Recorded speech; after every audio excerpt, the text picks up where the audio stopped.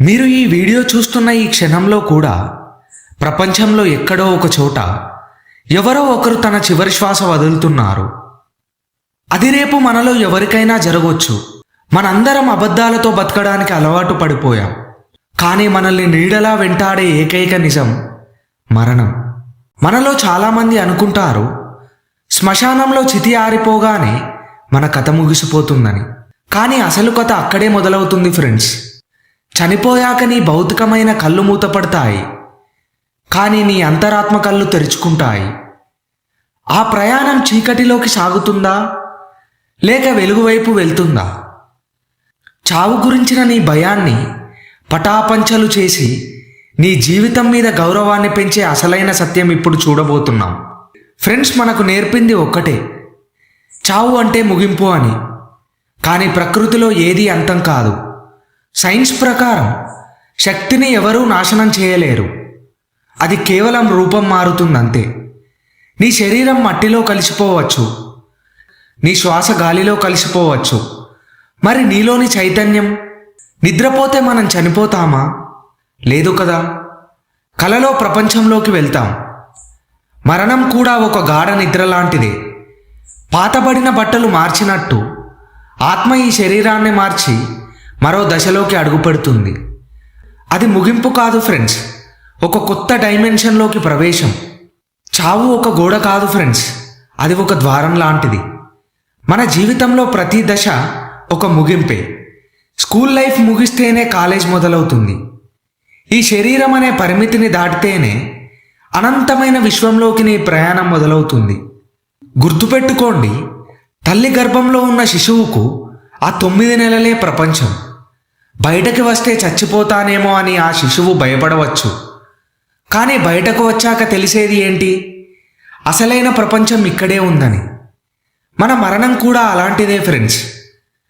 మన భయం చావు మీద కాదు, తెలియకపోవడం మీద. ఎవరో చెప్పారు చనిపోతే చీకటి ఉంటుందని, శూన్యం మాత్రమే ఉంటుందని. ఆ తెలియని భయాన్ని మన గుండెల్లో నింపుకున్నాం. కానీ వాస్తవం ఏంటంటే మరణం అనేది నొప్పి కాదు ఫ్రెండ్స్, అది ఒక విడుదల లాంటిది. ఈ ప్రపంచంలో మనం మోస్తున్న బరువులు, బాధ్యతలు, బంధాల నుంచి లభించే అత్యున్నతమైన విశ్రాంతి.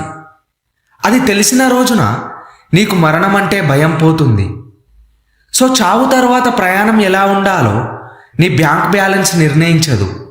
నీ వెంట వచ్చేది నీ ఆస్తులు కావు, నీ భావాలు మాత్రమే. నువ్వు ప్రేమతో బ్రతికావా లేక భయంతో బ్రతికావా? ఇతరులకు మేలు చేశావా? నువ్వు బ్రతికిన విధానమే నీ తరువాతి ప్రయాణాన్ని డిజైన్ చేస్తుంది. మనం ప్రతిరోజు మన ఆలోచనలతోనే మన స్వర్గాన్నో నరకాన్నో ఇక్కడే సృష్టించుకుంటున్నాం. నీ అంతరాత్మ ప్రశాంతంగా ఉంటే ఆ ప్రయాణం వెలుగుతో నిండిపోతుంది. నిజంగా మనం భయపడాల్సింది చావుకు కాదు ఫ్రెండ్స్, జీవించకుండా ఉండటానికి.